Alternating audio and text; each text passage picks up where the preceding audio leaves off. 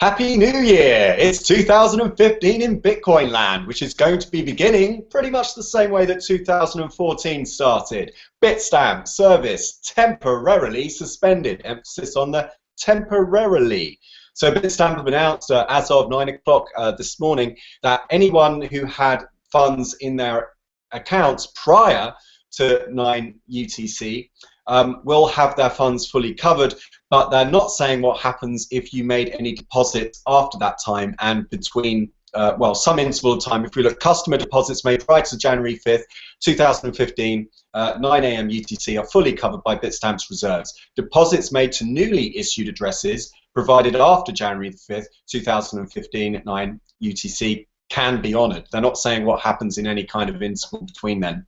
So let's just jump straight to the bit that you're most interested in. The current speculation, according to, what is this, BTC feed, is that 1,800 Bitcoins have gone missing, potentially. This was also reported on the subreddit on our Bitcoin, where we've got a suspect address that people are kind of pointing to, which we think is the potential hacked account beginning 1L2J. And there is speculation already that there was kind of rumors that this was going to happen. Dating back sometime last year, BTC Drak has been saying that he posted a pastebin that was alleging that there was some shenanigans going on, that they were socializing a lot of the risks. So it looks like we're back in the same position that we were in this time last year with MT Gox going on. What do you guys make of it?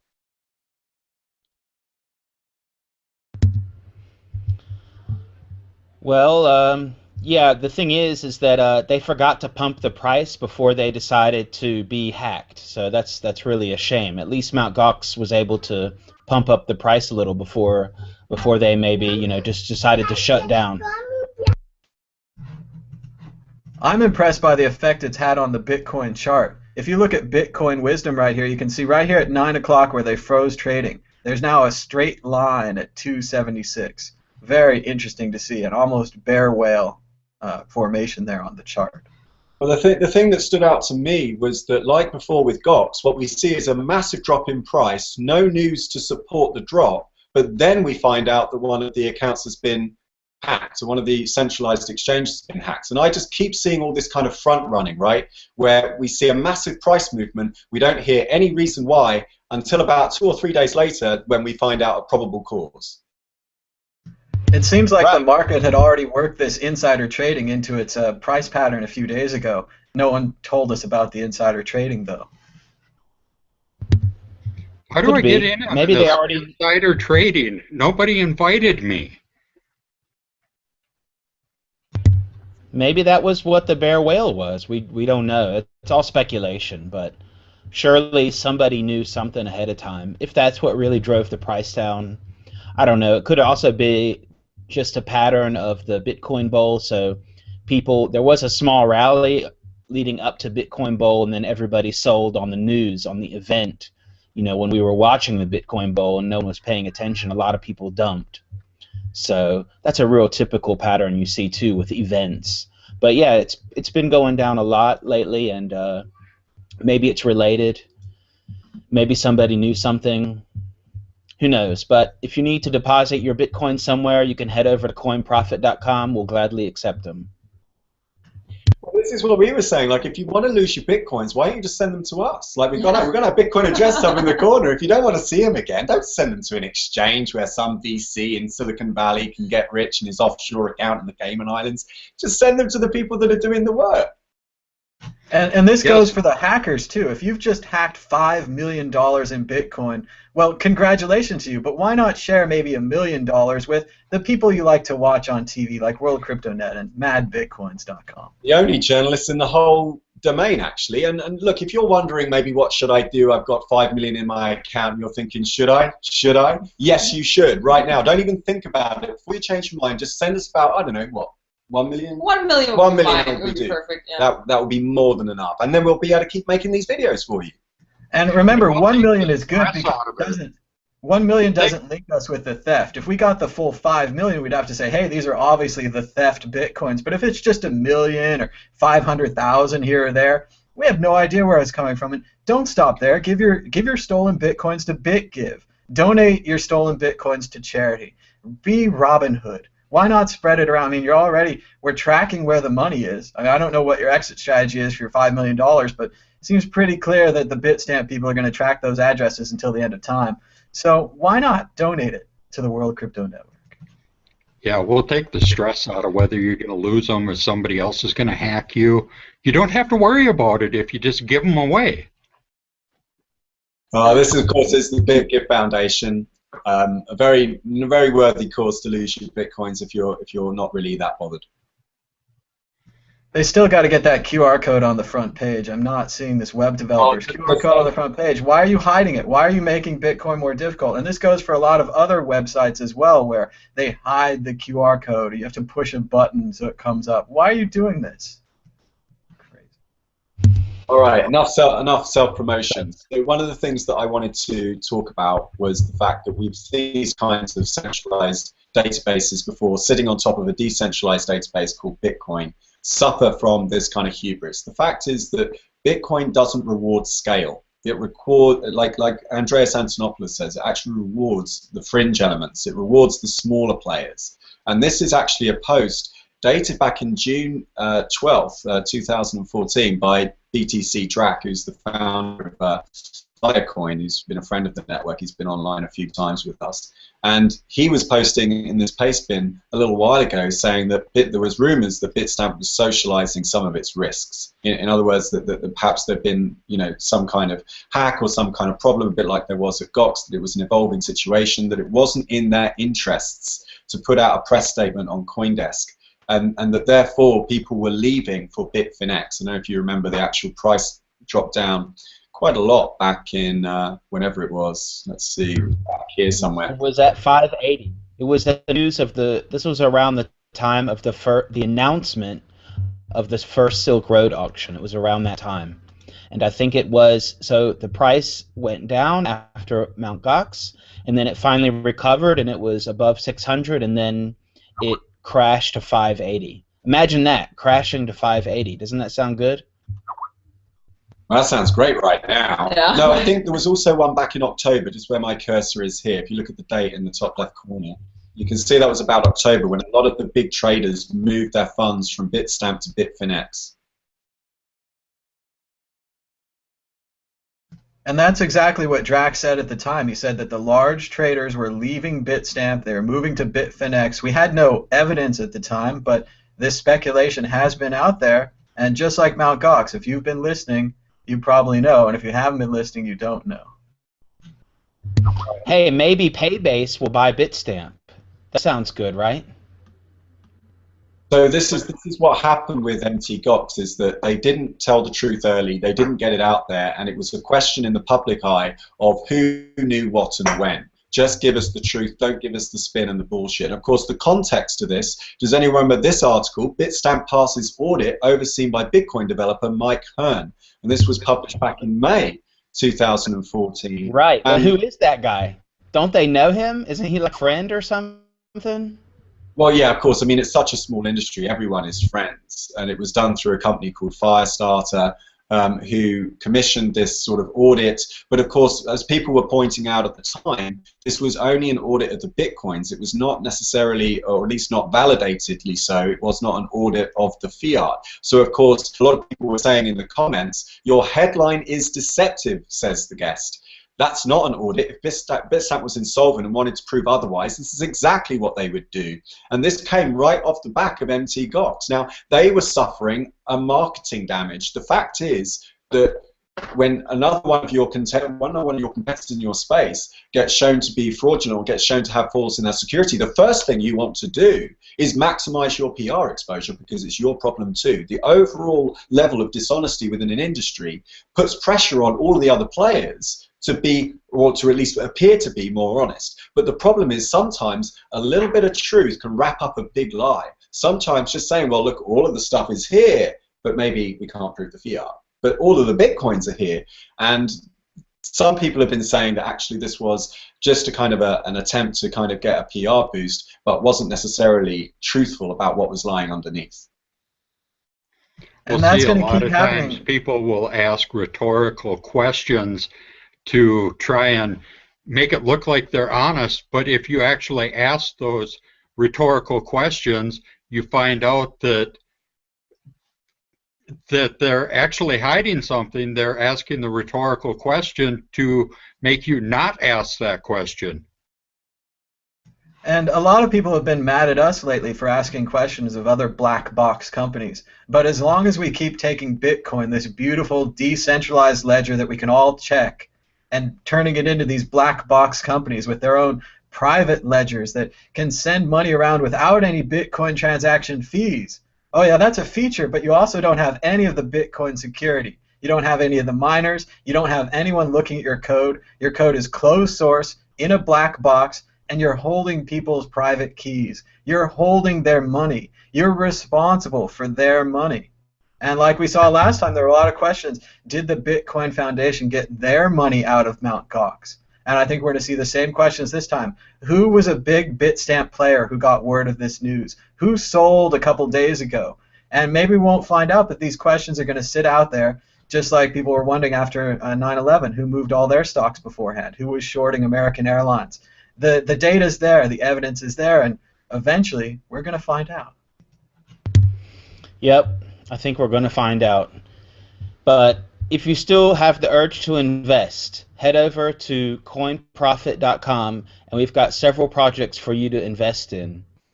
We've got an exchange. You can buy fee shares. We have Profit Nation. It's a great project, and we have a multi-signature address for that. It starts with a 1. You can also invest in Shares X. It's a really amazing helium balloon that will always go up no what as long as people continue to buy. And we have new articles every day. Just click on the blog and you'll get a new article every time. It's really great. Do you have any mining shares? Are you selling any mining stocks at Coin Profit? And again, this is not profit like P-R-O-F-I-T. You're not looking to profit. You're a prophet like P-H-E.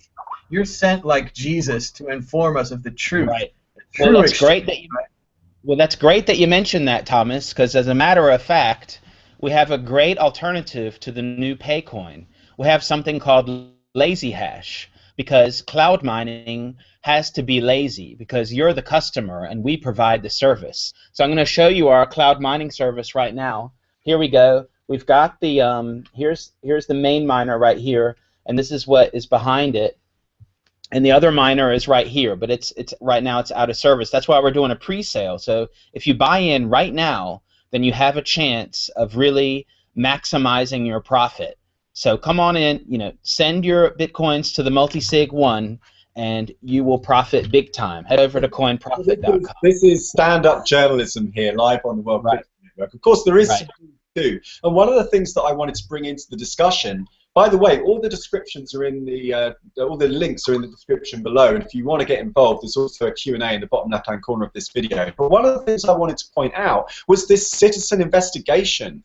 The fact is that people have again come to the forums, they come to the subreddit, they come to Bitcoin Talk Forum, and they worked it out for themselves. They found an address that people have started to compare. They've said, okay, this is one of my deposit addresses, this was my deposit address. They've pulled them all together, and they started to collaborate on discovering what the truth is, so that you don't get this information asymmetry where people are able to make profit just by getting privileged access to the information first. Now, whatever happens, we can't actually say for sure whether or not Bitstamp have been, well, they've said that they're compromised, but we can't say for sure whether or not it was a hacking and whether or not it was $6 million or not. But what we can say is that because of all the obscurity, because we don't know, it does create an environment of speculation. It pitches people against one another, because essentially what you're trying to do in a market is you're trying to get something that someone else has.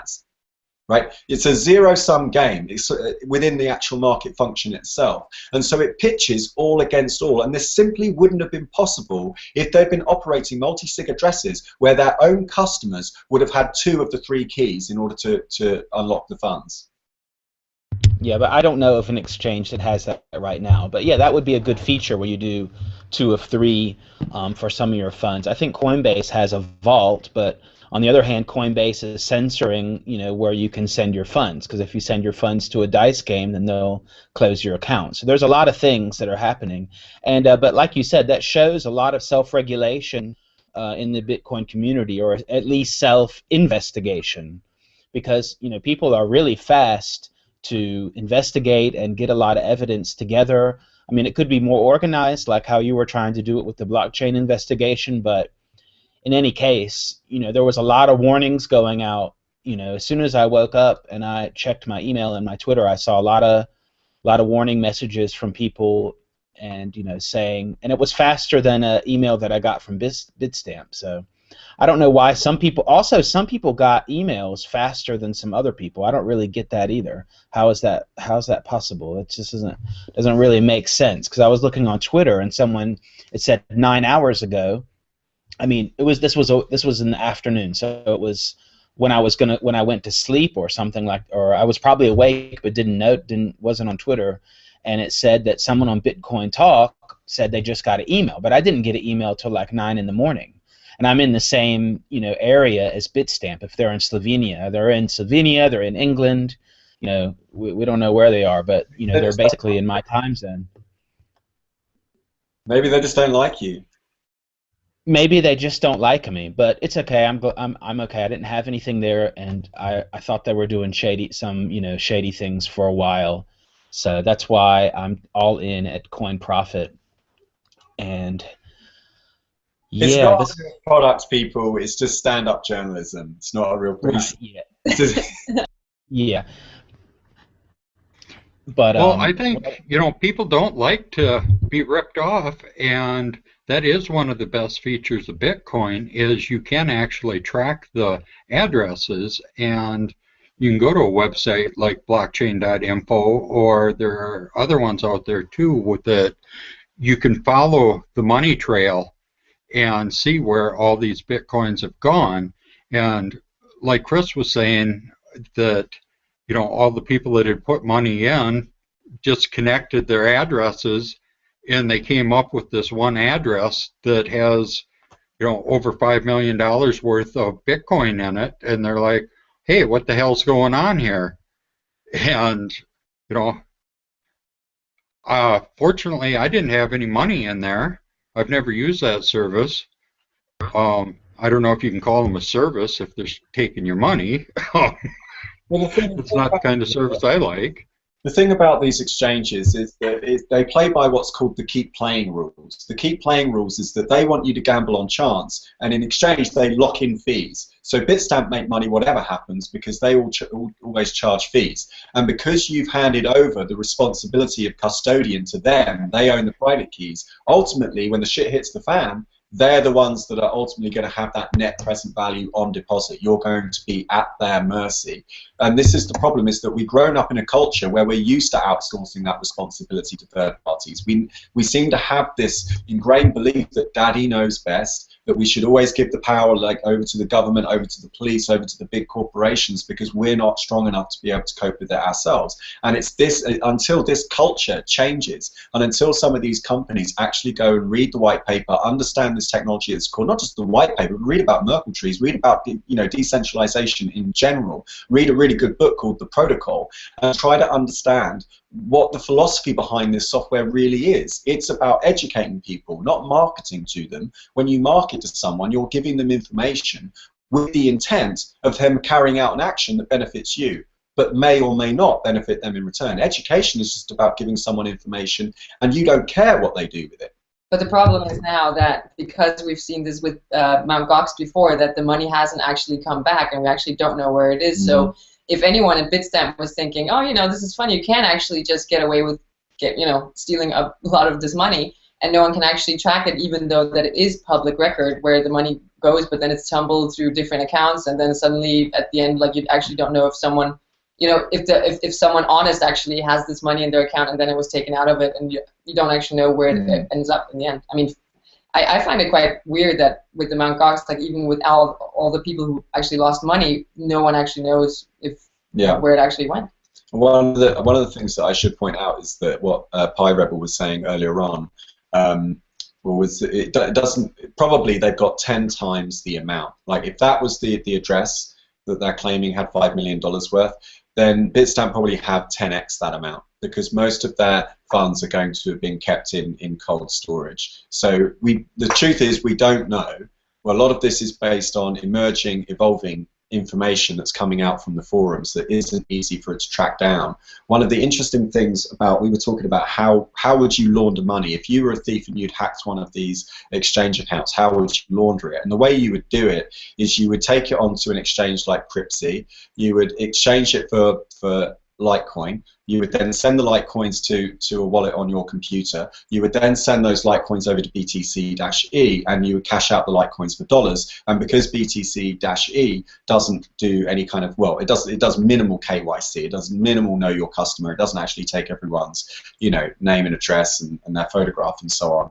You've then created 2 physical air gaps between the databases. You've got one private database on Cryptsy, which any investigator would have to go and get them to release their information. You've then got an air gap again with the Litecoin blockchain. It then goes to another address, which you can't see. You then take it to another offline database called BTC-E, and then you cash out for fiat there.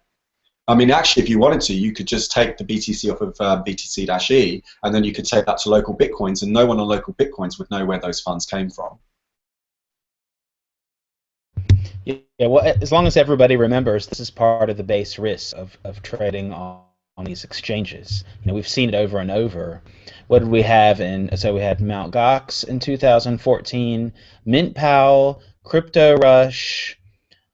What other exchanges went down in 2014? I was trying to make a list, but I kind of lost track. But over and over again, yeah, MintPal. So it just happens again and again, but you know, the funds are there for trading, and that's the risk you're taking if you're holding your funds there. Please don't hold your funds there just for storage. If you're just going to hold anyway, you know, take care of them yourself. There's plenty of education videos online, and Thomas made some, and there's plenty of resources. And if it's too hard to print a paper wallet following instructions you might find online, or I've done a couple videos about it, you can buy a Piper paper printer wallet from Cryptography. That's cryptographic without a C, ridiculous name, .com.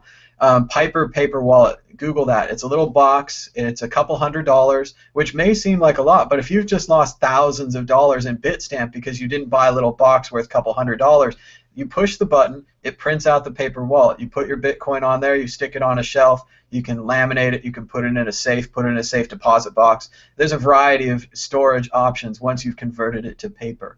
And remember, if you have the paper Bitcoin, you have the private keys. You really do own your money.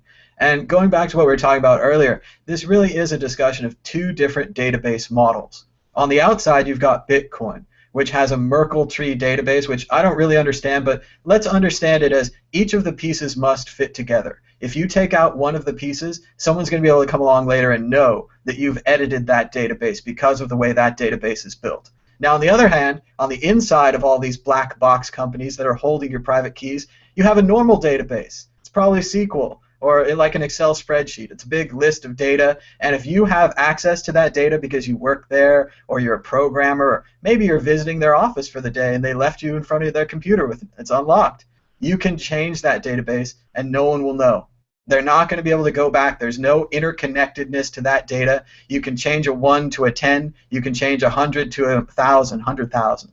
You can steal that money. And all of these black box companies, they've all built their products in a lazy way. They've been in a big hurry to get to market, and they don't have the time to make their own altcoin and to mine it and have a good blockchain or any kind of other options. They've got to rush to market, and that's why they're losing your money, and that's why they're getting hacked, and they're going to keep getting hacked because they're putting large amounts of Bitcoin in one address where it's easily stealable, and they have these crap non-blockchain databases which can be edited. This is the value innovation that I've been talking about, right? Bitcoin was a values innovation. It didn't introduce any new technology. It used Merkle trees from the late 70s. It used public key infrastructure from the early 90s. It used Hashcash from the late 90s, right? So we could have invented this as early as 1997 if we wanted to. But most of the developers that I meet in the Bitcoin space aren't coming to me saying, let's make a really robust decentralized service. I think I know how to do this, or build a prototype. They come to me looking for ways to make money. Most of the questions I get in my inbox are like, okay, how do I set up an exchange? In fact, most of last year, most of my inbox contained people who'd seen me on YouTube or had seen me on Twitter coming to me with questions saying, you look like a trusted member of the Bitcoin community. How do I set up an exchange? Because the race was to be the next middleman, right? They didn't understand the core tenets of the philosophy behind this new invention. They just saw money. And they thought they wanted to, well, let's turn money into more money. Let's treat people like they're stupid. Let's let them outsource their responsibility to somebody else. And that's why it's dangerous in this industry when people are harassed for attacking these middlemen or for bringing up the fact that you're holding other people's private keys. You're holding their money. It's your responsibility to get two-factor authentication. Having a password, having a secondary password, if you have a keylogger, you get both passwords. You get both passwords forever because they never change. Only two-factor authentication where your phone has a code that it's generating changes every time. If you don't have that, you're going to get hacked. Well, the thing is, though, that can often breed a false sense of security. So let's just say what two-factor isn't, okay? Two-factor isn't automatically the most robust security if the exchange then ends up keeping your key for your two-factor in a database that can be hacked. As soon as you have that key that you get when you scan it in with your phone, you then have access to whatever that one-time password comes up with on your phone. All you need is two things. You need the key and you need access to UTC, the Universal Time Standard, okay? And then with those two things, you can then generate a two-factor. So sometimes these security measures are very good for marketing, right? You know, if you want to be a rhetorician and you just want to sound like you're secure, you can say it features two-factor authentication. But if the users aren't educated, if you're not like believing in them, and if you don't want to help them up in terms of their understanding, you just want to hold them where they are so you can profit off of any of the dividends that come out of that ignorance, then you're not going to give them that information in the first place, and the future is going to come crashing down in the present. You are going to realize that the reality doesn't match the vision that you had, and then suddenly you're scrambling around talking to each other in secret meetings going, okay, what do we say next? That's the problem right now. I believe, in my opinion, like if I've been in situations similar to this before in startups when they don't know what to say, most of their effort will probably be a PR effort. Right now they're scrambling and they're talking to each other about what to say next, not necessarily about how to save the actual Bitcoins themselves. And we're not even sure how they reacted to the original problem. They may have been hacked months ago or even years ago and reacted by attempting to cover it up, attempting to make fees off of other people and to keep their operation running. And if there's anyone out there that's running a failing operation, maybe you've been using, selling more tickets than you have, using fractional reserve, a variety of other unsavory solutions, stop. If you've been hacked, tell people. Don't keep running your business. You're making things worse. They did that. They raised their fees in a real sneaky way in 2014. I don't remember the exact details. It was a real small, fraction of a percent. But some people got really pissed off because they did it in a real weird way where you wouldn't notice right away. It wasn't like a big notification right when you log in. You had to kind of look for the change maybe it was in the terms of service, I don't know, but they did do that sometime next year. That's not evidence that something happened necessarily, but they did raise their fees slightly for some of the things. And again, it comes back to transparency. If they told us why they raised their fees, we need to get a new office, we need to buy new servers. That's an alarm. That's an alarm. So when you see stuff like that, an alarm should go off in your head, and you should say, okay, what's going on? Does anyone else see this? Maybe I should put my Bitcoin somewhere else. There are plenty. If you want to trade, there's more than one exchange to trade on. If you just want to hold, then there's more than one way to secure your own coins. There's Trezor wallet, there's Ledger wallet, there's paper wallets, there's a USB stick, there's Sound wallet, there's, I don't know, Brain wallet, super duper Brain wallet, there's all kinds of stuff. So never have I taken in vain the sacred vessel of my coins. I am the master of my faith. My destiny I control, my Bitcoin. And remember, you don't have to keep them all in one pile either. A lot of people seem to be keeping 10, 20, 100 Bitcoins in one pile because they're so rich. And then when the hackers come, they steal your whole pile. So if you have your cold storage in one address, even if it's one multi-sig address, you've created one honeypot for the hacker to rob. And that's going to happen time and time again. And as I've said before, they'll take it all. They won't leave you even a single Bitcoin. The old adage, don't keep all your eggs in one basket.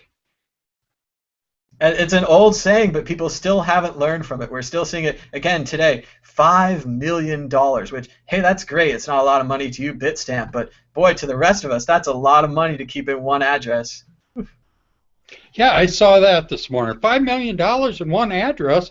I wouldn't keep $500 in one address. Doesn't make any difference if all the addresses are on one computer, though. So if one computer is connected to, has a network connection, then all of those addresses are potentially compromised. And in fact, actually, we are seeing reports on Twitter right now from Bryce Wiener, who's saying that this is actually potentially a database hack. And so if it's a database hack, then that could explain why so much was taken. I sure hope it isn't another SQL injection. Well, here's BTC Drak. How you doing, man? Good. Hi, guys. Hey. Hey, what's up? Yeah, I've had a few microphone problems, so I'd just like to. I just tuned in actually, and I heard you talking about a couple of things. So I haven't read what I wrote. It was quite a while ago, and there was quite a few things happened afterwards. But the shadiness that you guys were talking about. First of all, they increased their fees by having a fee rounding system, which meant that you actually would be paying instead. I mean, I can't remember what the specifics were, but I mean, it was all over Reddit at the time. People got very upset that the fee rounding meant that your actual fee that was huge, and it was the way orders were executed. If you did, if you make an order, it might be filled by several orders on the book, and each time there was a partial fill, the fee rounding would be applied, rather than you've bought a Bitcoin and then the fee applied to the entire trade. It would be applied each time. So maybe you got half a Bitcoin and then 0.1 Bitcoin, 0.1 Bitcoin, 0.1 Bitcoin, like that. And then the fee rounding would make it the percentage much, much higher than their quoted rate. So then, but the real shady stuff, guys, Mt. Gox, we know for a fact, took 80,000 Bitcoins from clients under the pretext of KYC, an AML verification. And I think that the tactic is simple. If you know you have people with illicit money on your platform, say drug money or whatever, or even just money that people don't want to declare, then if you ask those people to verify, well, they can't, can they? So it's a kind of a sure way to basically take people's money. You say, look, you have to verify or you'll lose your money. And the real kicker for me, the last straw, was when Bitstamp gave an ultimatum to the community and said, you have until this date to verify, and if you don't verify, then you will lose access to your account. You will no longer be considered a customer, and we will seize your funds and hand them over to the government. Now, I'm sorry, I have never heard of a private company seizing funds off their own back. If they're given a court order, or similar, they're compelled, then they will do that kind of thing. Well, I've never heard of this.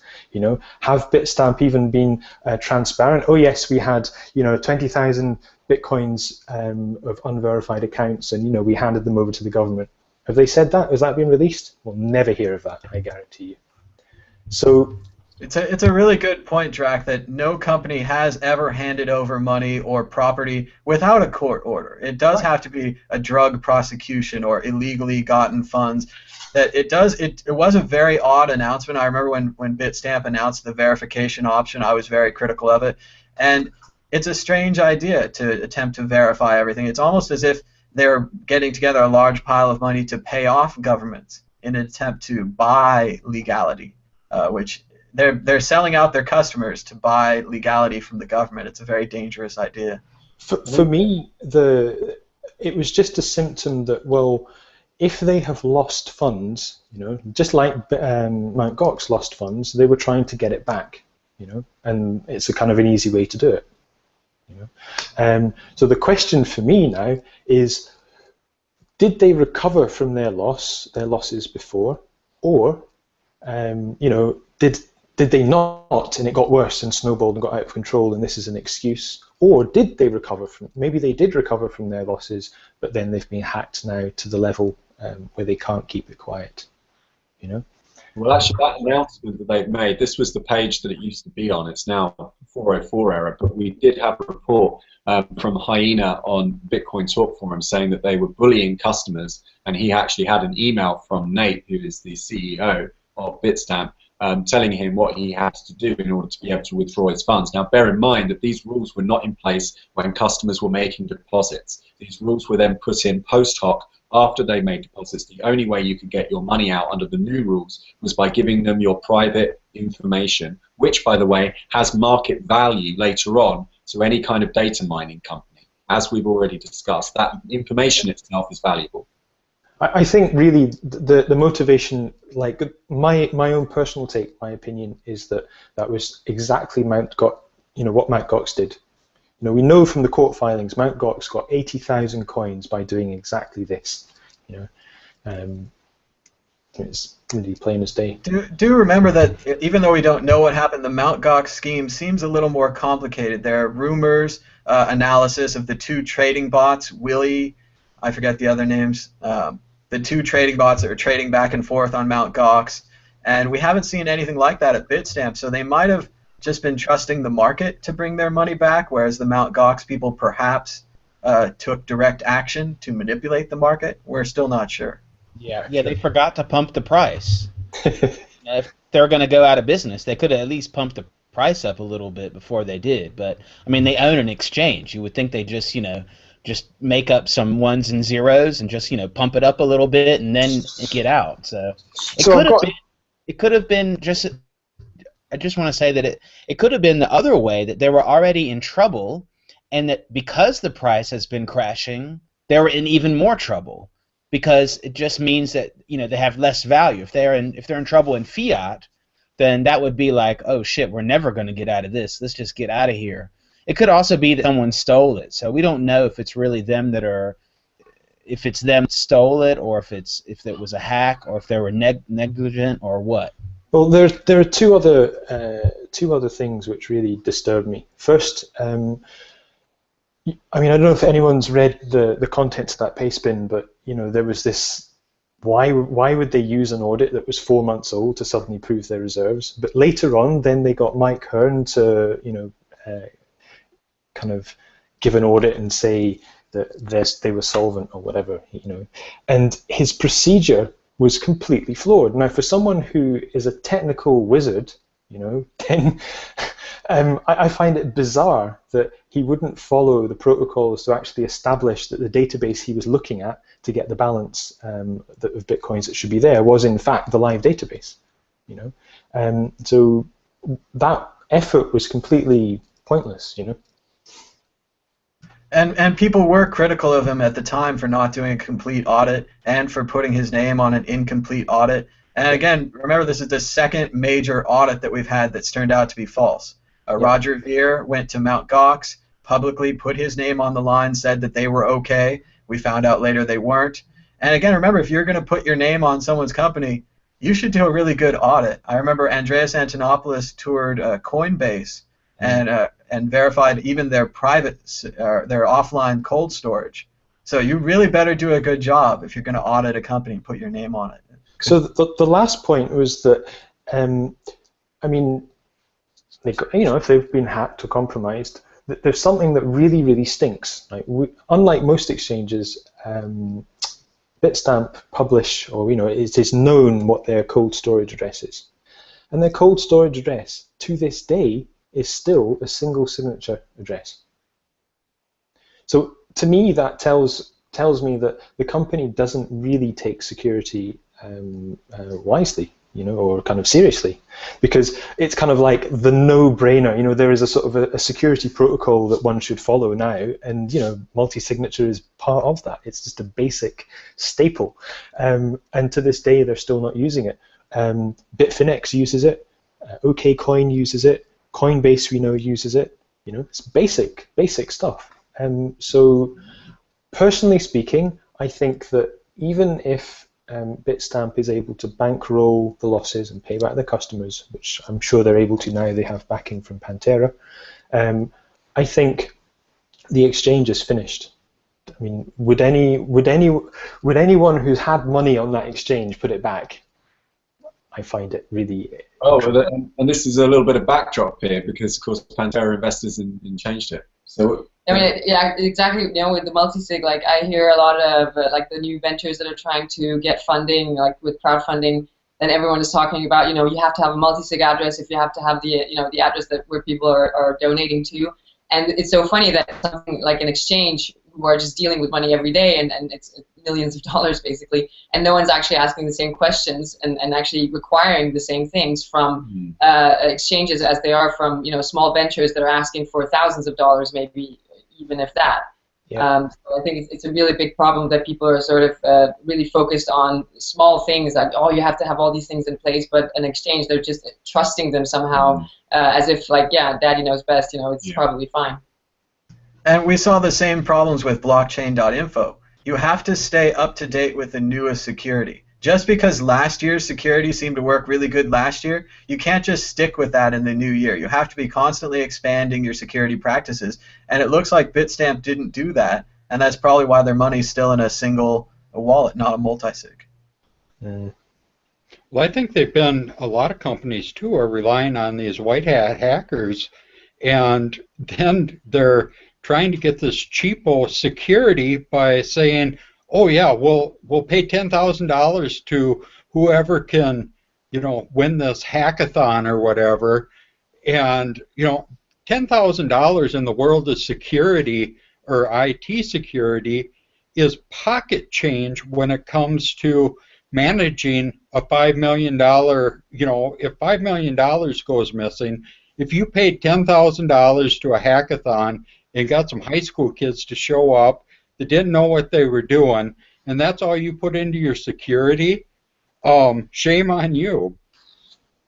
And remember, most of these companies spend more money on marketing than they do on security. There's a large focus that if we could only advertise the best, if we could only reach the most people, get the most number of new users, everything else will just work itself out. And that's not how it works. I think Bitstamp's in real trouble. Like you guys are saying, if Pantera has invested in them, I would worry about my investment, because what Drak said is very true. Yeah, there's a lot of money still there in cold storage, but as soon as they open that up, I think we're going to see a flood of money out of Bitstamp into Bitfinex, hopefully into paper wallets and offline wallets and other secure places where people can actually keep their Bitcoin and hold their private key.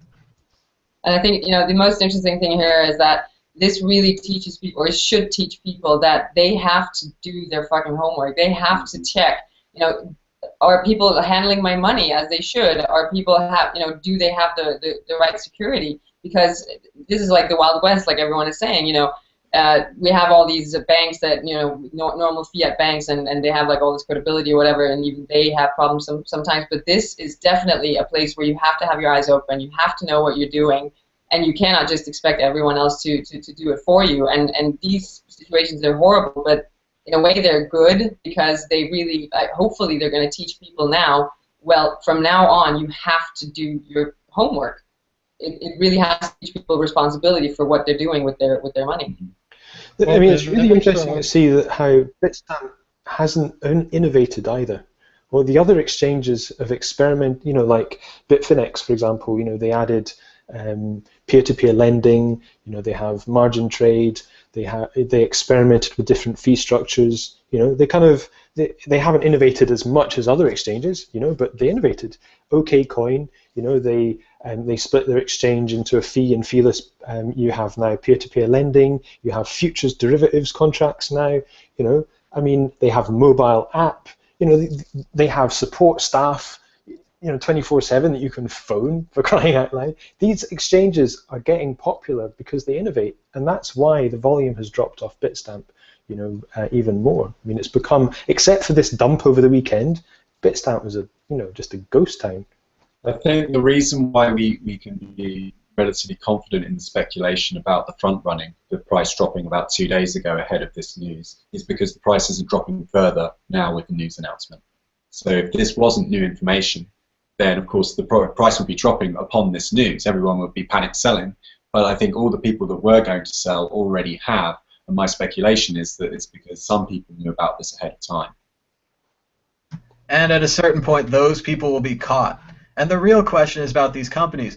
When will someone be held liable for not having security? When will someone be held liable for having weak security? How many more hacks of these black boxes do we have to go through before someone comes along and says, hey, we're going to be totally transparent. We're going to tell you what we do. We're going to open source our code. We're not going to hide a single thing from you. And if someone finds a bug, we're going to fix it. And we're going to stop for a couple days, whatever's necessary, and we're going to fix it. I don't see anyone saying that. I don't see anyone. I mean, Kraken did the cryptographic proof of reserves. I thought that was a great step forward. I would have liked to seen other companies do that, but I don't know of any company that has done it. So. And we got guys like Yoho that has these scripts and stuff that they run on the blockchain every day. Unfortunately, he's a good guy and is giving the money back, but he's only been in the Bitcoin space for 9 months, and he's doing these things. I got to think that, you know, there's probably some other people out there that are just as smart as him and are doing some things too. So, you know, these guys are running these scripts on the blockchain and are looking for things. They got these computer programs that are scouring the blockchain and looking for these insecure wallets. They're probing the exchanges, looking for vulnerabilities. You know, SQL attacks were a thing back in the 90s, and people are still getting hit by them. And, you know, that's just lazy security, a lot of that, but you got to be up on the security. And I see we're joined by Roman Sill now, too. Hi, Roman. Welcome to the show. You got some comments for us? None right away or anything. Can you hear me, first of all? Yes, we can. Okay, excellent. Just wanted to make sure. No, I've been watching. I've been sitting here listening and everything like that. I have no credentials or anything. I'm just very interested in the Bitcoin things. Some of you guys have seen me, know me, hang out here and there. But I just think it's kind of very... I was waiting for it to happen, I guess, is basically what I'm trying to say. I'm glad it was an exchange that I'm not using. I use two-factor authentication. I do what I can, but I still, you know, I still keep my stuff on my computer. I don't have any funds in any paper wallets right now because really, I don't even think I have enough to keep in a paper wallet. It's like a 0.07 total base right now. I can't afford the stuff. You can always test out paper wallets, even with very small amounts. Just put $1 on there, take the $1 back off, just to get used to the technology. I mean, everyone should be trying this stuff out. If you haven't tried paper wallets, even if you don't want to make a secure one, you could print an insecure paper wallet at bitaddress, or bitaddress.com, might be org, and just print it out, put the money there, check that it's there in the blockchain, and then scan the private key and bring your money back in, just as a way to test this technology, because what we should be using is Bitcoin. What we should be tipping in is Bitcoin. What we should be transacting in is Bitcoin. It has the better database. It has the miners. It has the security. It's what people are working on, and it's where we should be focusing our energies. And with multi-sigs and stuff, too, you can make a multi-sig and hold all the signatures yourself just for practice. You can do it with Armory Wallet, and you don't have to download the whole blockchain and stuff. You can do it in offline mode and go in there and just practice with Armory in their lockbox and make some multi-sigs for practice.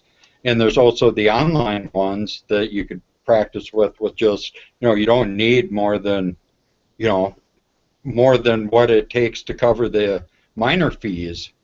Yeah, just use $1 or something. Just try it out. I mean, you don't have to put a lot of money in. I've done with 10 cents. It's generally something I just actually haven't done yet. As a matter of fact, I have some generated addresses that I use. I use a turnkey distro, Live Disk, to generate some stuff. I actually have them. They're locked up and everything. I just never sent any funds to them to sign or verify. As a matter of fact, that's something I'm actually not. I don't even understand the signature verification, the process of it. I know that there's I know how it works under the hood, but there's the terms I'm not quite familiar with. Yeah, you understand it. So I don't know what it means to sign a message opposed to just sending Bitcoin, or if signing it does something special with it. I'm looking into how to program it and stuff like that, but I don't see many resources besides what's on the main site there, and it's not really written in a way that I can read very easily. Oh, that's exactly it, Roman. You've nailed it on the head. There aren't enough resources. We've tried to do our best on this network. Remember that we are funded by your donations, so to a large extent, like, we're really slumming it here in Copenhagen. At the moment, we're living on, soylent, or we will be when it eventually turns up, which is like this sort of energy drink that you have with powder and water. But we're trying to slum it so that we can make more of these videos. Now, one of the things you need to look up, Roman, is actually PGP, not Bitcoin. So Bitcoin uses public-private key pairs in order to publish transactions. And the reason this is important is because with PGP, you don't have to expose your private key to the network. You can actually sign a Bitcoin transaction on a computer that has no network capabilities, has no network card, no Wi-Fi support. You can sign it, put the message as a text file onto a USB stick, carry that over to a computer that has a network connection, and it can spend the coins. And that's important because where there's a will, there's a way. If your private key is stored on a live computer with a persistent network connection, it provides a honeypot, an incentive for an attacker to write a Trojan virus that then penetrates your computer. If attackers know ahead of time that people aren't even storing their private keys on live computers and mobiles, there's no incentive for them to hack the computer in the first place because there's no salient information on there. So PGP needs to be looked into. I think, what's it, World Bitcoin Network? I think that's right, Tom? I did a video on how to do a PGP for Windows. I'm still going to do one for Android, and that's on the World Crypto Network site. I did it last month, I believe. It's GPG is what it's called. So just so everyone knows, GPG and PGP are the same thing. It's just a different name for the same underlying protocol. Unfortunately, PGP was sold out to a company called Symantec. It started off being open source and then it went closed source. So a lot of people are speculating that it's now kind of been compromised and so on. But you can still use GPG, which is still open source, which means, and it's important to mention that the reason why being open source is important, it means that everyone has the same information at the same time. Anyone has the possibility at looking at the code and doing their own personal security audit. However, this kind of security, like any security, is a chain. It's only as strong as its weakest link. If you don't take the initiative to understand the underlying technology, that technology will control you because you will be at the mercy of the person you trust the most. And you can't be betrayed by someone that you don't trust. So you have to be careful, you have to go through the code. Even if you don't know how to type code, even if you're not like a bricklayer, you should at least understand the code in its essence. And really, all code is just if statements. It's just if this happens, then do this. And in this event, then do that. That's all it really is. It's not as complicated as you think. And it is a collaborative effort as well. I mean, I'd really like it if Peter Todd can come on air. John is asking why were Bitstamp invited onto this hangout? If not, why not? Actually, that's partly our fault, John. Partly the reason is that we only organise these videos about 60 minutes ahead of time because it's a very kind of impulsive thing. I'm not in a position right now where I can plan several days ahead in my life. That's part of the reason why we're crashing here for the next few weeks, so that at least we have some dedicated time to get some work done.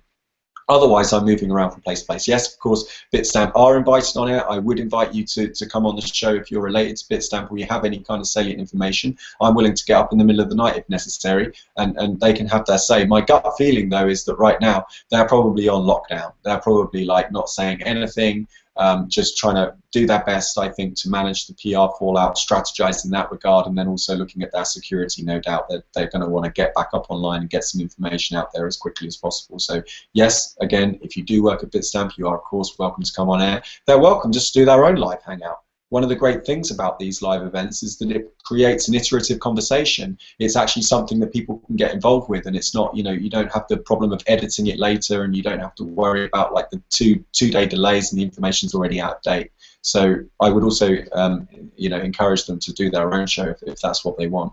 And it's really like one of the things that when you're looking at like who can you trust, like who are the people you can trust, especially in this community, and they are the people who are teaching you how to deal with these things yourself. They're teaching you how do you store your own money, how do you make your own security, and how can you actually learn more about what is actually happening. Those are the people you can trust. Anyone that's sort of saying to you, don't worry about it, we'll deal with it, don't think about that. Yeah. That is definitely something you should be wary of, and all like these, for instance, like these hangouts or like other people who are making videos, whenever they're they're talking about how you can be more aware of what's happening, those are the people you can go to. And I think like we should spread that message even more than we do already now, that any, like Bitfinex, if they're actually teaching people how to do these things themselves, then they're obviously the better choice.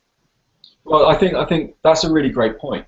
If someone's telling you this is going to be easy, you're going to be able to make lots of money, the question you need to be asking yourself is, what does this information make me feel like doing? And what does this person stand to gain? Cui bono? Who profits from this information being out there? And if what someone's saying to you sounds too good to be true, it probably is. If, on the other hand, you listen to a show like ours and the information we're giving you actually makes you feel stronger and more confident and independent as a thinker, it actually enables you to go out and do your own research, maybe then you want to start thinking, who profits from this information? Actually, I do. And I can verify that for myself by doing further research. Down in the description below, you will find all the links to all the things that we've talked about here. If they're not there now, I will update them with anything we've brought up in mid-air. And you don't have to trust us, right? It's not don't do evil, it's can't do evil.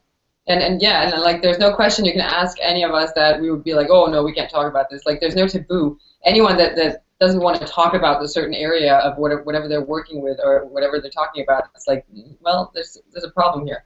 And there's literally nothing you can ask us, even the way that we run this or run it. But yeah, it's like we're just running it like. But yeah, it should all be transparent. There should be no taboo or nothing that you can gain by keeping a secret.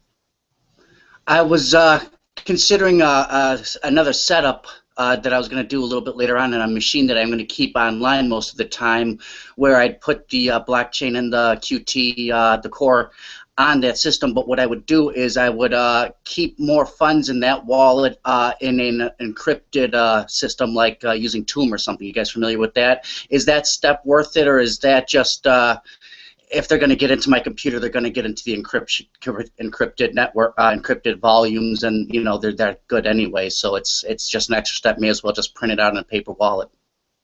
Yeah, the Bitcoin QT client is a hot wallet, so it's always connected to the internet. So if your computer is connected to the internet, anyone can get in through that pipe.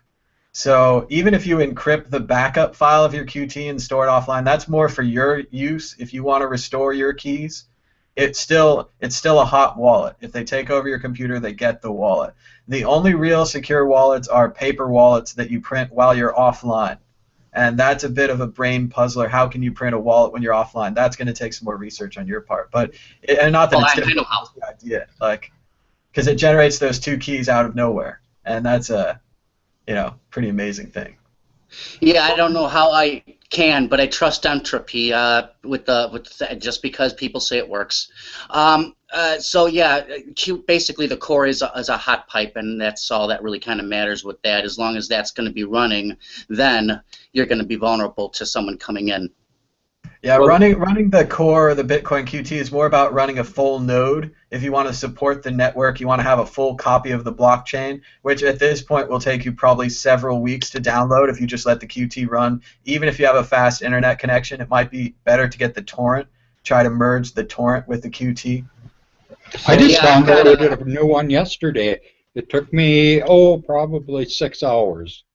It took 4 days for Leslie here in Copenhagen. It really does depend actually on the internet connection. There's also a new update at the moment to the code, which means that it only downloads the headers, which means that it downloads it in a matter of hours, not days. So the thing about entropy that Roman mentioned, you've still got to trust that the makers of that code have put in true randomness into the key generation. You've still got to trust that he's not going to wait and wait and wait until he's amassed enough funds in all of these wallets that suddenly he's going to steal them.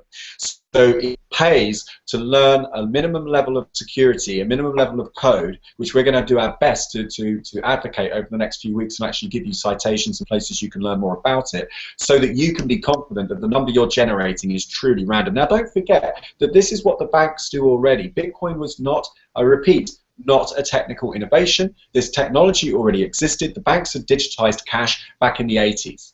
Right? We'd already had digital cash. This is just digital cash that you control. This is a database that everyone can keep their eye on, so that no one can start doing any funny business while they look the other way. There are two recommendations, tentatively, with the proviso that you go off and do your own research. One of them is Armory. Bitcoin Armory is mostly if you're quite experienced already, or if you're feeling ambitious as a novice, you can download this onto a computer that has no physical network connections. Just actually pull out the network card from the computer if you can, and this will allow you to store your Bitcoins offline, and you're able to still send them by writing a message onto a USB stick and putting that to a computer that has an internet connection, but at no point do your private keys touch the internet. Another one is BitPay's CoPay service, which is still in beta and still a little bit buggy, but it's, if you just want to practice with that and try it out, they actually have open sourced this code so that you can actually check to see what it's doing under the hood, or maybe start to make friends with people that do, you know, understand the security and understand the code, and get them to check the code for you and ask them what they think. I use like I said, a live disk. I kind of recommend it because it's easy to use. It's preloaded with Ethereum, so you can get something really quick going on. And it uses, I think, Armory. Actually, I think that's what it uses. It's one of the sites that's actually online, and it asks you to unplug when you generate this keys as soon as you get the private, so they can't steal them. You know, you still gotta trust that and everything. But that's the program it uses. I believe it's Armory, and it's really easy to use. It comes with some pretty good docs. Turnkey. I'm going to try to find the screenshot here. I don't know how to use Google. I don't know how to do this. I don't know how to use Google Hangouts. I think it's here on the left. There we go. Screen share. Try to. No, I don't know how to do this. I'm sorry, but it's Turnkey Linux. They're the people who distribute it, and it's fairly easy to use. I like it a lot, and it's a live disk. You can unplug your machine. You have 3 options. You can use it as a cold wallet, and 2 options for a hot wallet.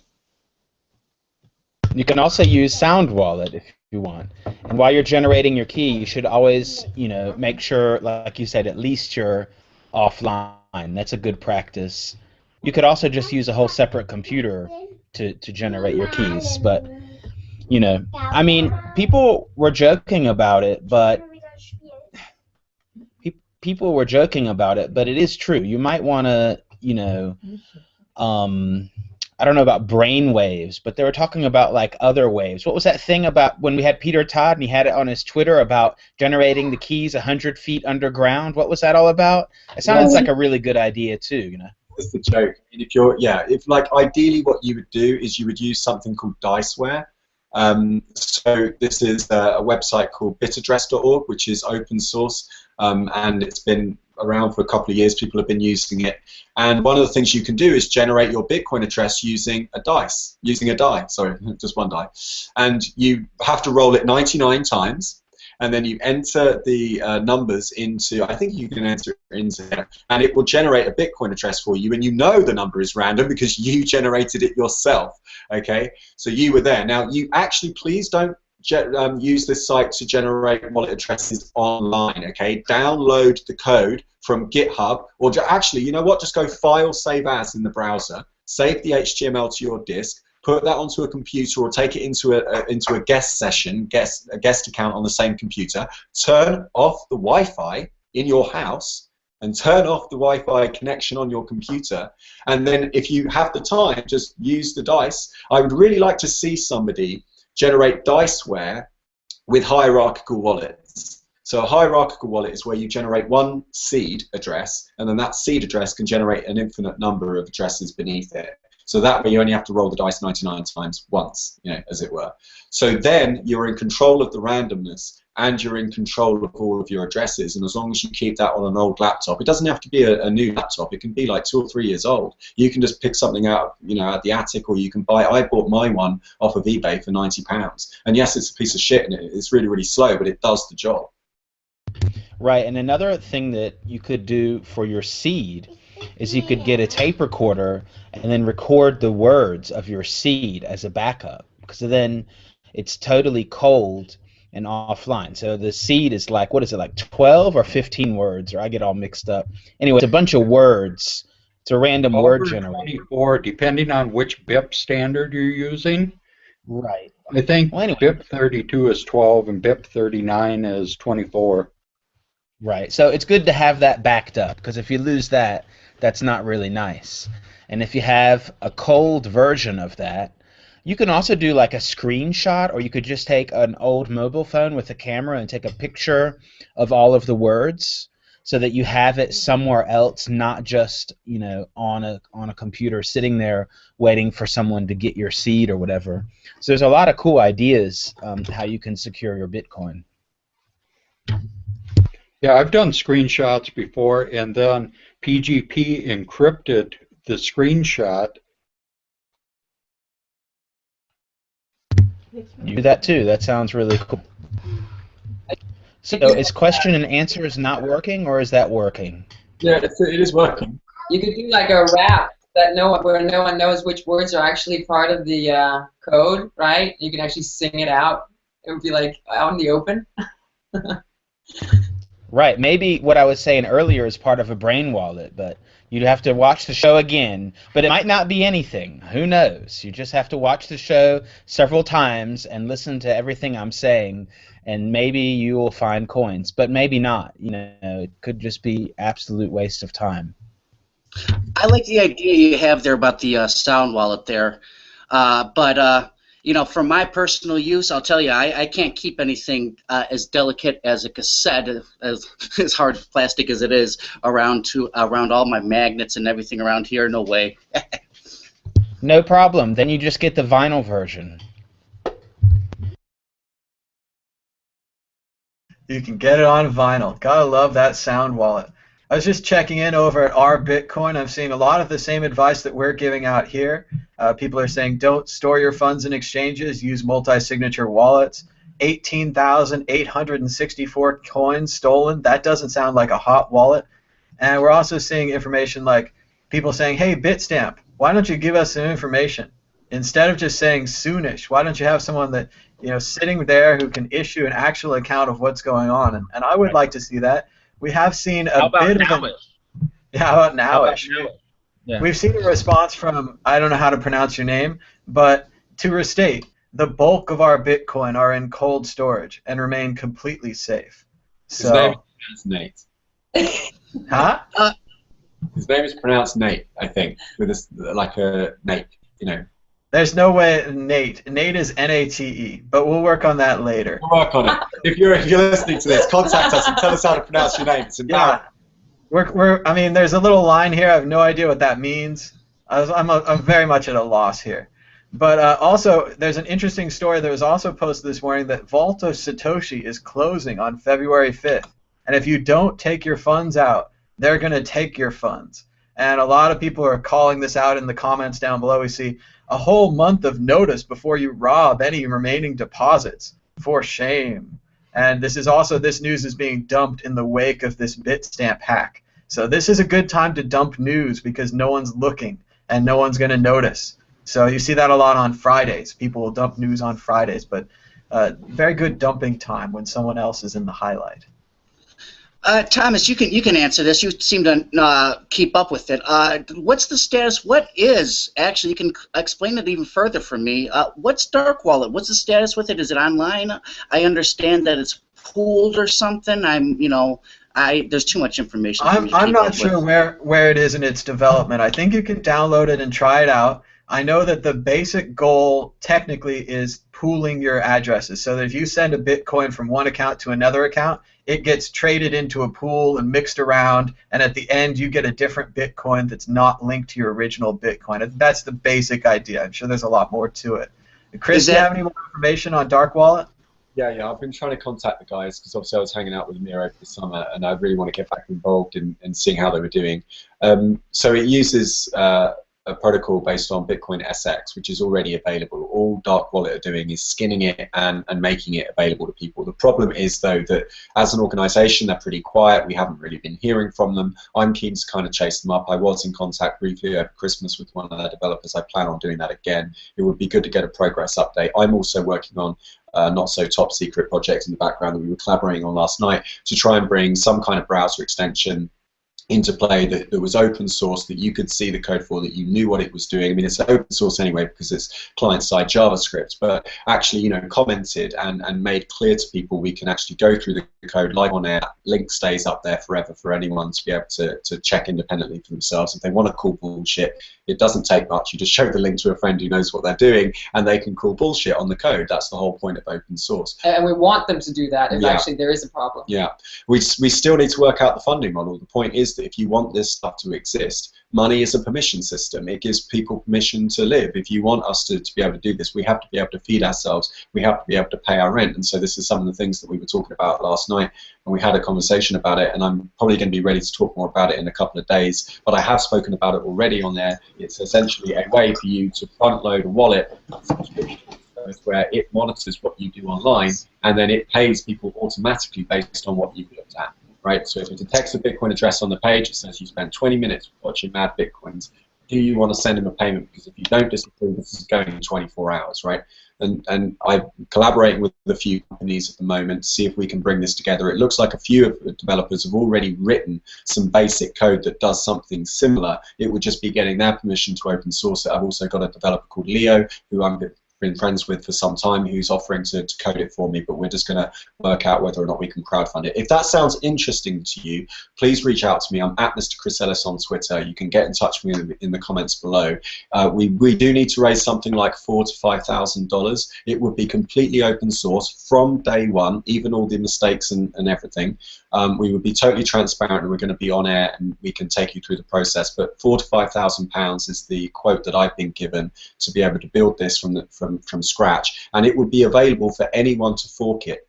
Right? It's an open standard, so it's not like you've got to use our wallet. Anyone can fork the code, and as long as they stick to the same parameters that we establish, it doesn't matter who brands it. You can go off and market it to your heart's content.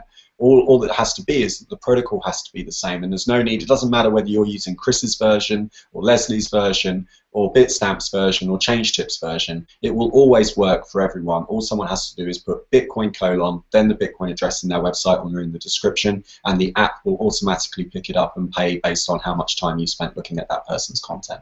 So that's sort of a semi-announcement. I'd also like to announce that the Bitcoin network is going very, very strong. We'd seen a long period of decline in the difficulty, and then just in the last few days, we've seen a massive uptick in the Bitcoin hash rate. So the hash rate's still going strong, people. This database is still as robust as it's ever been.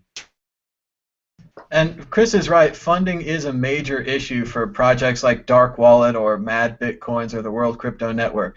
Basically, we had this interesting lineup of time where I went and visited Boost VC, which is a venture capitalist hub in San Francisco, and Chris at the same time visited the Dark Wallet squat.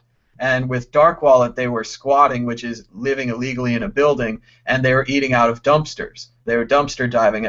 Whereas at Boost VC, the program, it's a civil matter, not a criminal matter. Yes. Well, whatever. Squatting is squatting. You can take that up with the local authorities. But at Boost VC, the programmers were in a basement. They weren't really allowed to leave the basement, but they did have unlimited Red Bull and unlimited Chipotle, which was being brought in. So there was obviously amenities that come with giving up 5% of your company to this Boost VC and working on an idea that's commercially viable. But maybe your idea isn't commercially viable. Maybe you just want to educate people. Maybe you just want to give people the code. And if you like those projects and you want to support them, it's your choice to support these projects. You can keep your money in an exchange, you can keep your money in paper wallets, and you can be rich forever.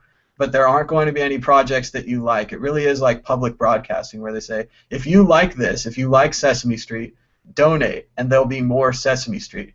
If otherwise, don't. So, well, how do I make money?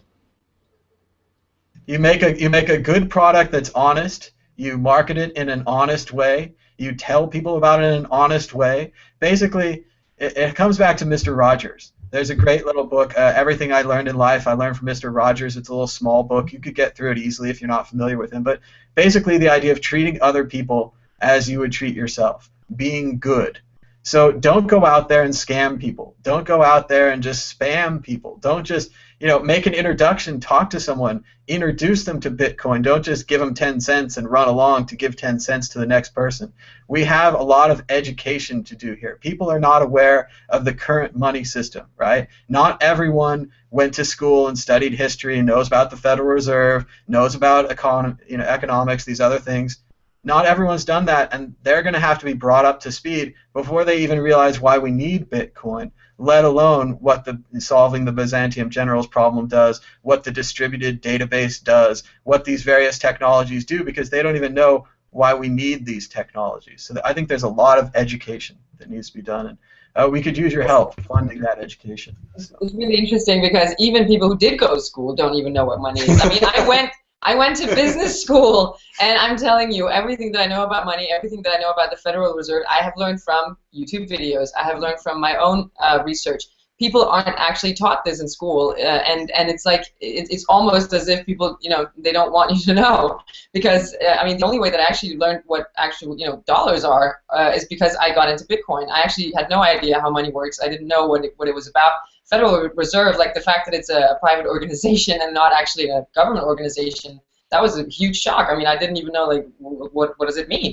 And something like that is so fundamental for, like, we are literally, this is the foundation for all of sort of society, money. How does it work? And this, these kinds of, videos that are put out, and people are sort of, I think they're starting to understand now. I think it's happening slowly but surely. And I think building this base of trusted people who that you can just check everything they've done. You can check all the projects they've been part of, and actually say, okay, so these are, they're actually trying to teach me something. So yeah, I think it's great that we have this. Absolutely. I remember when I was a kid, I got my first savings account. They still had the vault in the bank, the big heavy metal door, and the idea was that I was going to take my $100, and I was going to put it in that vault, and they were going to keep it there safe. And the whole time, everyone's explaining interest and give me the little ATM card and all that kind of stuff. No one's telling me that they're going to take that $100 and loan it out a dozen times or more to multiple people. That the $100 to the bank becomes fractional, then becomes multiplied, and there's this multiplier effect on deposits. Just that alone, and you're listening to me at home, you're like, I've never heard of that, he's full of shit. Yeah, it sounds like I'm full of shit, but if you go out there and read more about it, that's how it actually works. The more deposits they get, the more they loan, and it's not a one-to-one ratio like you think. The reserves that these banks keep, especially now after all the crises and everything, they're still keeping incredibly low reserves. If we asked for our money back from these banks, like they do in It's a Wonderful Life, if there was a bank run, these banks would go out of business. And if these Bitcoin companies operate the same way, we're going to repeat the same problems. Go ahead, Theo. I cut you off. Oh, sorry. Yeah, I think it was around a year ago, or maybe a little bit more, but the Bank of England released a report in the first quarter of 2014, and in the first section, it basically, in a little bit technical but understandable words, it says exactly what you just said. So the Bank of England basically just came out and said the job of banks is money generation, not the central bank. The banks are the ones that are generating money, and then it has a footnote, and in the footnote it says banks are the ones that generate money, contrary to what school textbooks say in the Bank of England's own report. So you're not crazy. That's what I just wanted to say. You're not crazy. And if you read the stuff the Fed writes, if you just read what they write and think about what it says what you said too. So it's just that people don't think about it like that. They don't really read it. And you don't even have to read the whole thing, just that little part, and you're like, holy shit, these people are not crazy.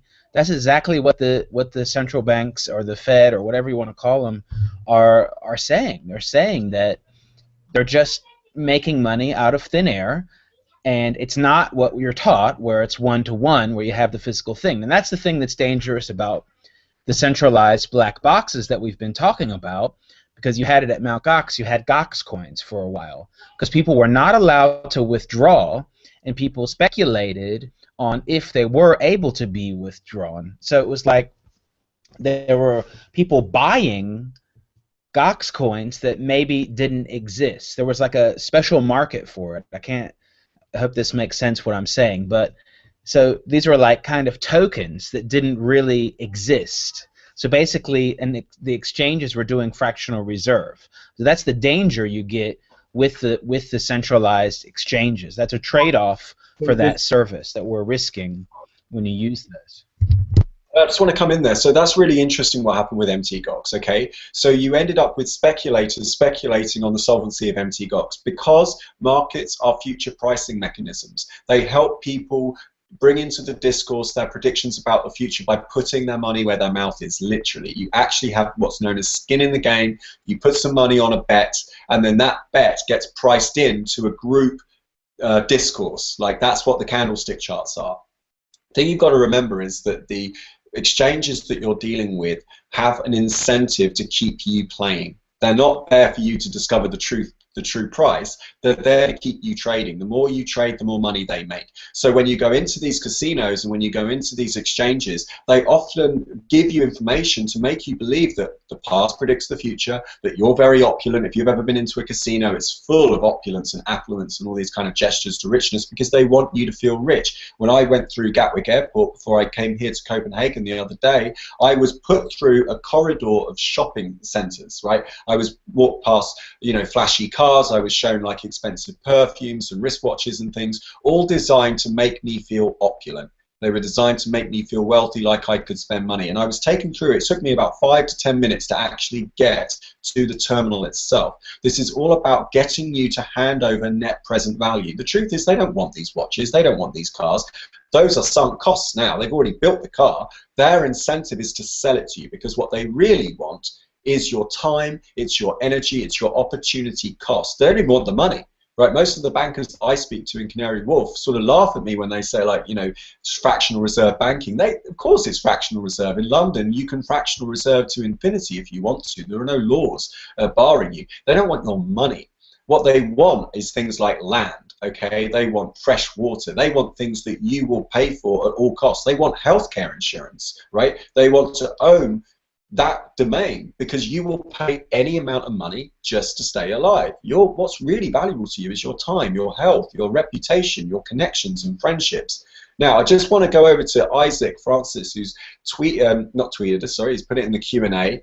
This amazing article here, which I'll put in the description after the show, called Private Key Generation with Quantum Random Number Generators. And this is a project to try and help you generate much better, much more secure Bitcoin keys. Now, all a Bitcoin key is, all a private key is a secret.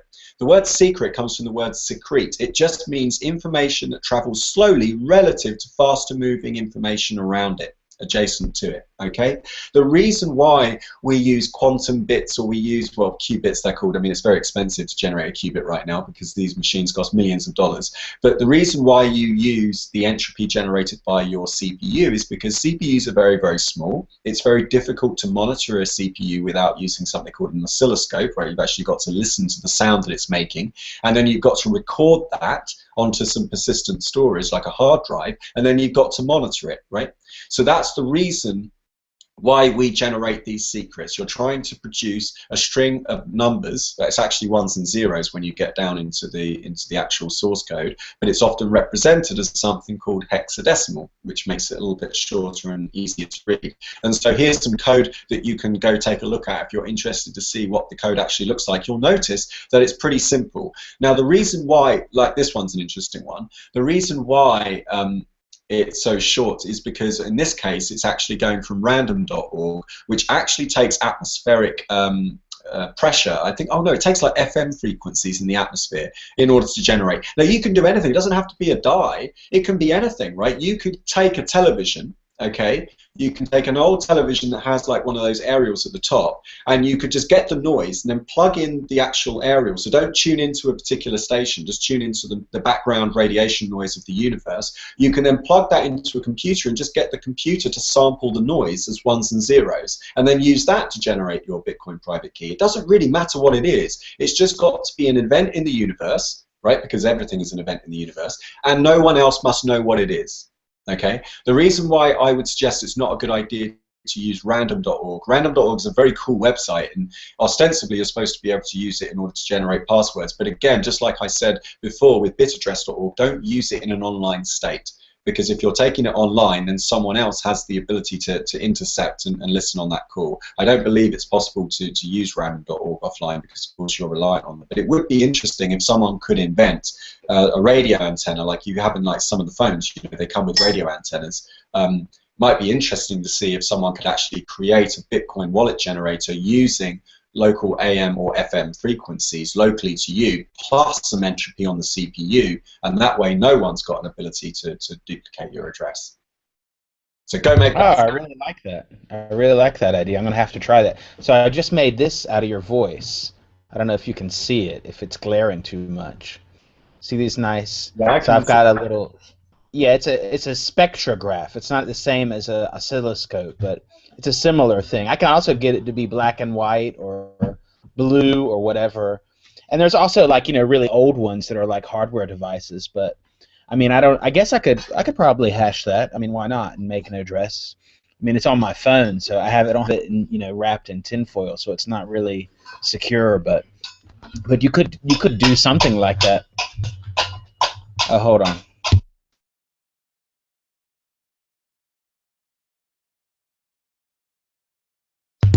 Okay, sorry, I got distracted there. Okay. Anyway, you guys take over. I'm distracted. Okay, so yeah, we've just been sent this by Silverminer in the Q&A, and it's called Century of Enslavement, the History of the Federal Reserve from the Corbett Report. So go check that out.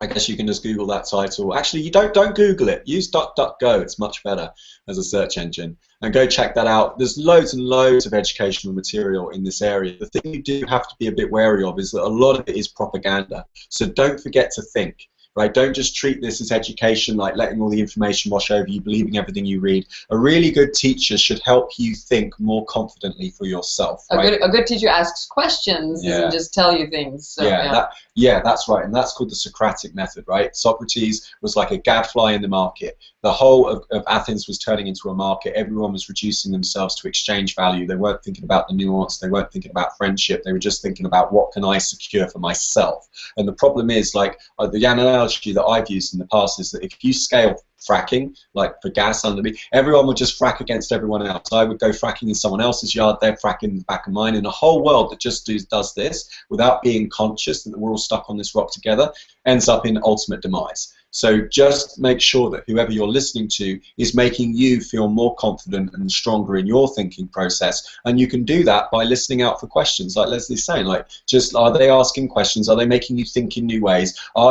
Is your ego being threatened? That's the thing that I've got a massive ego problem, and I am kind of conscious of it. But one of the barometers that I use, that if I'm learning something, is I actually get this kind of what I call learner's remorse, where it's like, I thought I was so sure about this, but now with this new information, all I can really do in the face of truth is go, I'm so sorry, I'm so wrong, and just tell the truth early and tell it, just like shout out as loud as possible, and then, you know, develop and grow from that. I like that. Shout out is really loud. Just go, I was wrong, I was wrong, I was wrong. Like a kind of therapy, you know, just shout it out.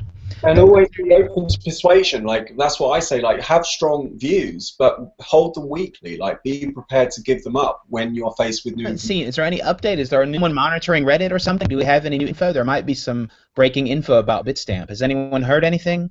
Viewers out there, have you heard any new information? Tell us. You can reach us out, like at WorldCryptoNet on Twitter. If you've got any information, it comes straight through to my phone and my computer. I can monitor it. If we get any new information, we can come back on air, I guess. Do you want to go through a couple questions and then try to end this broadcast? Let's do it. Let's do it. All right, so Jeremy's got a good question about paper wallet instruction sites, and he says recommending sending a small amount. If you test, it's no longer an offline wallet. Is it risk-free to send bitcoins to a bitaddress.org offline generated wallet without testing? And I would say the way I do it is I print 3 wallets with a password, and then I send about $1 to the first wallet. Then I import that first wallet back into blockchain.info or your wallet or whatever you'd like. And what you're testing there is you're testing that your password works, right? You wrote down your password, or you wrote down a clue to your password, and you're testing the password. So that first wallet is toast, right? I'm putting the $1 in, I'm taking the $1 out, done with that wallet. But now those other 2 wallets on the sheet, those have been tested. So I don't have to import those. So then I can send the money to the public address of those wallets and put it on a shelf, put it in a safe deposit box, whatever your security is after that. So yeah, the first one would be insecure because you test it. Yeah, so actually you don't even have to do that if you don't want to, partly because that does to some extent disclose some information about you on the network. If you, for example, have a donation address like we do, up here by the way, if you're thinking of paying us, and you have it known publicly, what that means is as soon as you send a transaction, you are revealing, for example, that you have an internet connection, which if they also know that you're residing in Copenhagen, because you've been shouting about it and posting pictures of Peter Schmeichel all over Twitter, they can then corroborate that, okay, you've probably got an internet connection. So just be aware that every time you do something like this, you are disclosing a secret about yourself, which someone else might find valuable. So if you don't want to do that, you can head over to safepaperwallet.com, which actually is made by our friend Andreas Antonopoulos. There's also, if you just Google paper wallets, there are a couple of companies that do allow you to download locally to your hard drive, so you can run it without an internet connection, the ability to import private keys. And so long as you know that that private key corresponds to that public key, you can be sure that it's going to work, right? Because now you've got two pieces of software independently telling you that this private key does give you this public address that you are publishing all over the internet. So you don't actually have to test the network if you don't want to. Another thing you can do, of course, is use Bitcoin Armory, which allows you to establish an offline wallet on an old computer and then make a Bitcoin transaction that you can put on a USB stick, then take onto an online computer. It actually takes about 2 minutes end to end once you've practiced at it. So once you've done it a lot. Now, if you're running like an organization and maybe you're thinking of raising Bitcoins and putting a Bitcoin address on your website, I would highly recommend the Armory way of doing things, because remember that these Bitcoin addresses that we put up on this channel are going to be there forever, right? People are going to download these, some of them already on BitTorrent. So I need to be sure that the Bitcoin address that I'm publishing, its private key has never touched an internet connection, because otherwise, what if somebody steals my private key and then 2 years later, people, someone sends me 2 Bitcoins because they love that video I did? I'm not going to have that money. So think very carefully, think long term. I think banking really, if we look historically, was all about bringing long term, ideas to short term goals. And I think finance is fundamentally about the way we relate to the future, and it's incumbent on us now for us to define our own wealth, for us to reinvent banking and finance for ourselves. Very good. We've got another question from Ajan. He says, may I also have WCN point out that both Eris and MadeSafe has responded to his requests for info and to ask questions. He explained that he has no technical background and he's not a financial journalist, but they've both been very forthcoming, and he thanks them for that. And I'd like to also applaud Eris Industries, which is working on pretty much what we're talking about, using the blockchain as a database. They have a Red Hat model, which means they're hoping to make money on service and support for large organizations, but they're going to open source their code, they're going to open source their database, and if you were looking to make an application like a blog in the future, instead of having your blog in a normal SQL database, you'd be able to use Eris Industries' blockchain-style database, and then have the Merkle trees we're talking about, the interconnected data. You could have your blog mined. You could have multiple people mining your blog, keeping a backup copy of your blog. And I think this is really where we're going to in the future here, this kind of blockchain-based industries. And the same for MadeSafe, which doesn't have a blockchain, but is a similar idea of decentralizing the internet and distributing the data. And MadeSafe recently had a very critical article come out about them in Cointelegraph. And MadeSafe's reaction was really incredible. They responded immediately in the comments. They were polite to the author, even though the author didn't really do a very good job with her research. MadeSafe had open sourced their software. They had released it on GitHub, which is a pretty standard practice. The author didn't look there. MadeSafe is open sourcing their software in the GPL license, which is an incredibly restrictive license, restrictive in the fact that anything coming after that has to remain open. So you can't take GPL code and build a closed source project with it. It's one of the best licenses we have, and it's really laudable that MadeSafe is going with that license. It makes the future a little more questionable because someone could come out with a superior version of MadeSafe and trump them. But I think that they would welcome that, and I appreciate them doing that as a company. And after David, the founder, posted his comments on the article, they came live here with Jamie Nelson on the World Crypto Network and pretty much answered questions for an hour and a half. Whatever question you had, they would answer. And I think that's the model that we're looking here from Bitstamp. We're looking that they should be public with their information, they should be quick and timely with their information, and they should even consider going on a video podcast or hosting their own video podcast. Google Hangouts is free to everyone. We certainly don't have monopoly over this format and never will. And they should talk about it. So talk about your problems. Very well put, actually. I really appreciate that, Tom. And I don't have all the information I need right now to make a full comment, but from what it looks like, I have read the patent that MaidSafe published. It does look like a lot of what they published is what's known as obvious in the arts, right? There's a lot of prior art for what they're proposing, like just making a hash of a public key and putting that in a distributed hash table. I know it sounds technical, but a lot of these procedures exist already in the public domain. And at first, my first reaction was the same as everyone else's, like, what the fuck? But actually, when I read through, a lot more of what I was hearing, at the moment where I am on the situation is that they've done this as a defensive posture. They're just trying to prevent themselves from being sued. But all of that code is out there, and it's also being licensed under GPL, which means that, if I understand it correctly, he's saying, look, this is open source, and you can only use it if you open source it too. So you've got to keep that open source mentality going. So I think he's just trying to be, at the moment, what I think is that he's just trying to play it safe. That he just doesn't want to get sued by another company that are going to rush in, and they know that they have lawyers and they know how to protect themselves. So far, I'm pretty happy with what I've seen. It also sounded like the defensive patents weren't being held by MaidSafe directly. It sounded like they'd created a foundation to hold those patents, and that's the way to do it. You get that you protect yourself from future patent trolls, which is a real problem. I've heard Joe Rogan and Adam Carolla, who have very famous podcasts, talk about this podcast patent troll. And there's a company that's gone around buying a bunch of, I think, worthless software patents, and then they're applying them against people. So the podcast patent has to do with publishing episodes in order.